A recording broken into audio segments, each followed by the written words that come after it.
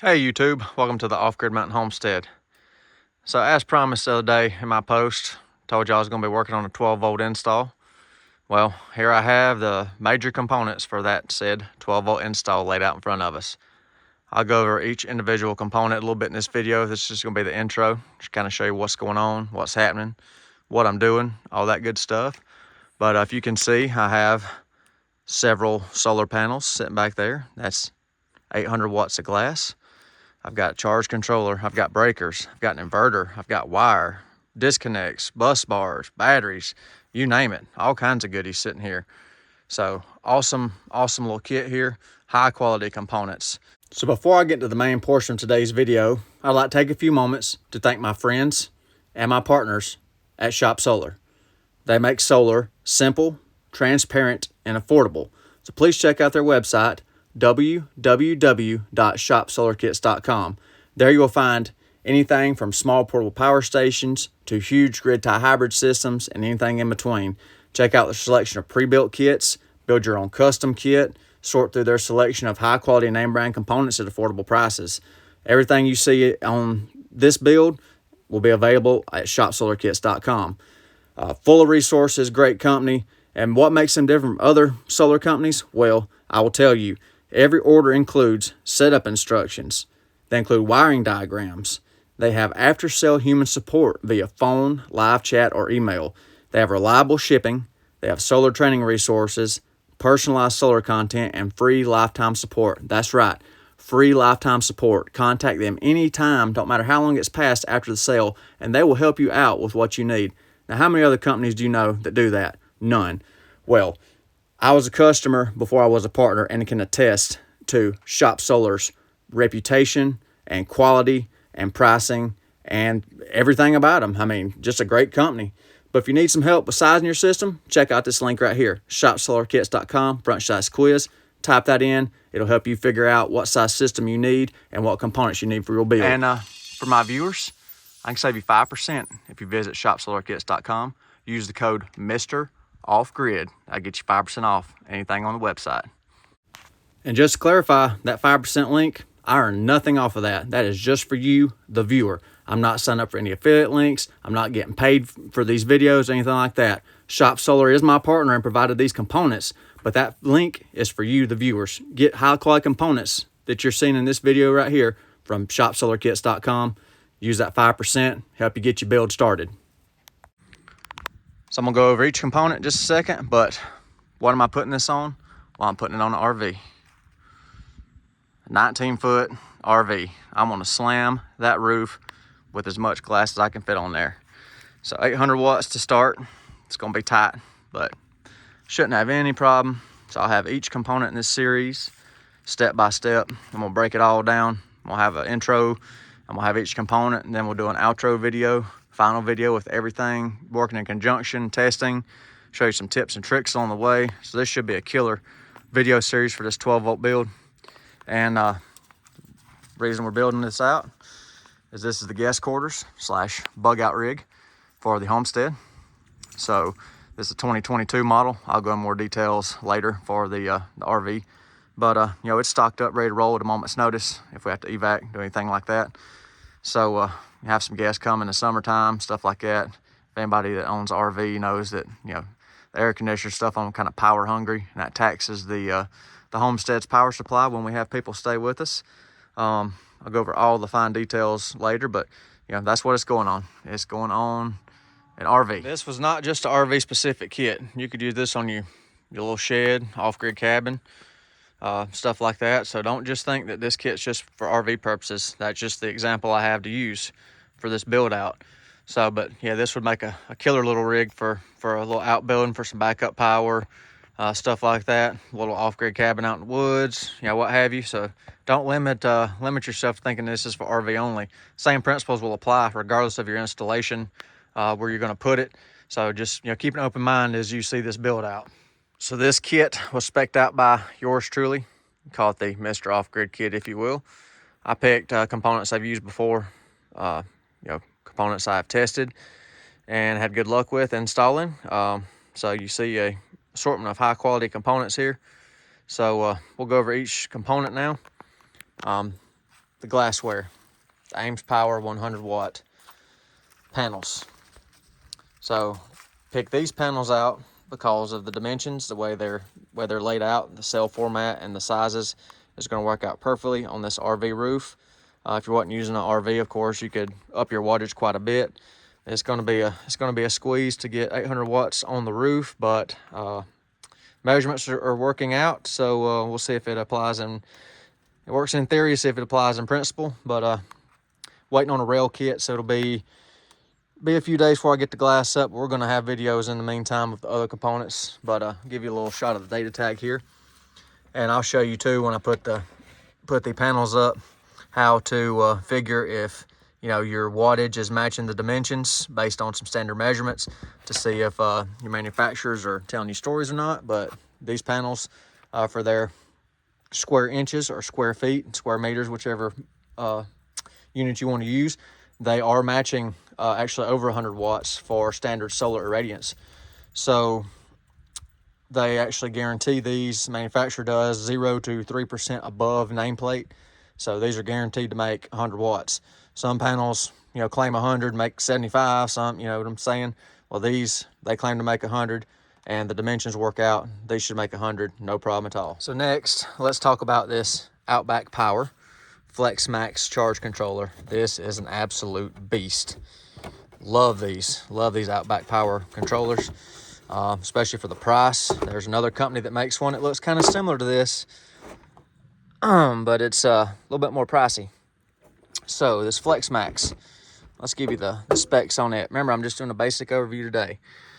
We can put 150 volts DC in it, 80 amps DC output. Look at all the specs. I'll cover everything in detail, but this just suffice it to say, this is a beast. This will easily handle that 800 watts of glass, and it's got cooling, force fan cooling and everything in it. You see a little fan up in there. They make a 60 model too, but I went with the 80. A little bit of headroom. I always like to oversize my components just a little bit so they're not working at their full capacity all the time. I like a little bit of headroom, if you will, on everything. And as far as the solar panels, I'm gonna break them up into two parallel strings of 4 panels in series.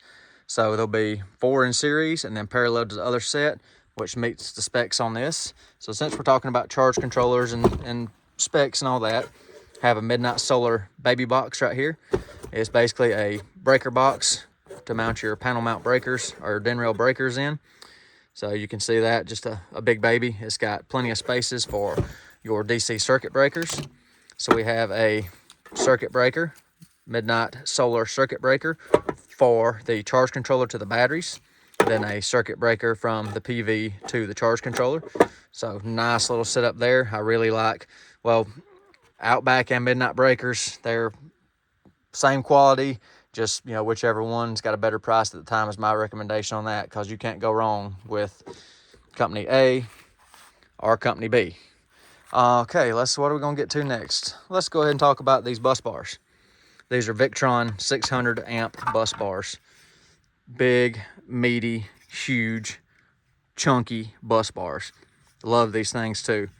Real good for the price, high quality, just heavy duty. Got a nice cover on it. Nice thick cover with plenty of room.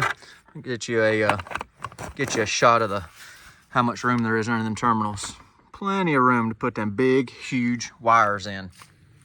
Like these right here. These big 4-0 cables from Windy Nation. Power Flex cable. Love this cable. Look how soft it is. It's 40 degrees out here right now, and that cable is just so flexible. It's finely stranded. That helps carry current better. You have less drop across your wiring. And we'll go ahead and talk about that downside of having to use that bigger cable on 12 volt. And the biggest downside to 12 volt, of course, is larger amp draw. Not a lot of force behind it, so you got to make up for it with a bunch of amps. And it takes a big wire, a big 4-0 wire. Just huge wire. This is pre-made with terminals already on it. Of course, if you got a crimper and stuff, you can do that yourself, but I opted for pre-made cables in this scenario. And then we've got a monster Ames Power fuse here. Got a 300 amp fuse to handle the load on this inverter I'm gonna go over with you in just a second. And charge controller cable to the battery, 4 gauge. all power flex cable. So nice, flexible, soft. I mean, just nice stuff, just high quality. All pre-made. And then UF rated PV cable. You know, all the goodies. And then we have the extensions if we need them, which I don't know if we're going to need them the way the racking is going to work out, but I might. And then also we got branch connectors, because remember, I'm going to do series and parallel sets, so I got branch connectors to do that with right there. All right, what are we going to cover next, folks? All right, let's go over the inverter now. Ames Power 12-volt inverter with built-in charger, 3,000 watts. 3,000 watt inverter. Monster inverter. Global LF series. Well, what is LF? That's low frequency. Big iron core transformer in here. Heavy duty. Can take huge surge loads compared to a high frequency inverter, like all-in-ones and similar. This has just got a big old transformer in it, and it can take a huge surge. So we'll go over all the specs. It's got power save mode. I've actually got a remote display that I didn't show in the beginning of this video because I've already installed the remote display because I've had the snake wires all over the place in this RV. And speaking of the remote, it's an LCD remote from Ames Power. You see it's got the same switches on it right here. This has a COM cable that runs all back through here. That was a nightmare getting that COM cable through, but it communicates straightly to the inverter. It's gonna have all the display, all the information on here. You got your switches to control right beside the factory controls on everything. So I tried to make it like it was a factory install right on the control panel here. So you know, there we go with that. That's going to be nice. We can keep a check on everything right here, and if we have guests, they can kind of judge their own usage. And I'll have, of course, I'm gonna have a little cheat sheet right here for people that are not familiar with solar, so let them know if, you know, if they're using too much air conditioning, they see their voltage drop, they're on their own. They run or dry, tough luck. So that was the display. You can see the similar, how it looks to the one that's on here. It's just remote, so you can see everything, and of course it gives you more feedback. Your user selectable batteries, charge rate, dip switches for all kind of different settings in the back. Covers are inside. There's plastic covers that go on here to make it all safe and everything, but all the dip switches are there. It's got, I mean, remote gen start. It's got a shore power transfer in it, transfer relays, so it can, you know, when you plug shore power in or 120 volts in, it'll switch over to that and charge the battery. So just an awesome little unit right here.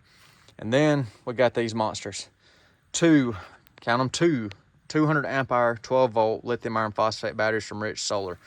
So that'll give us 5.12 kilowatts worth of juice to work with.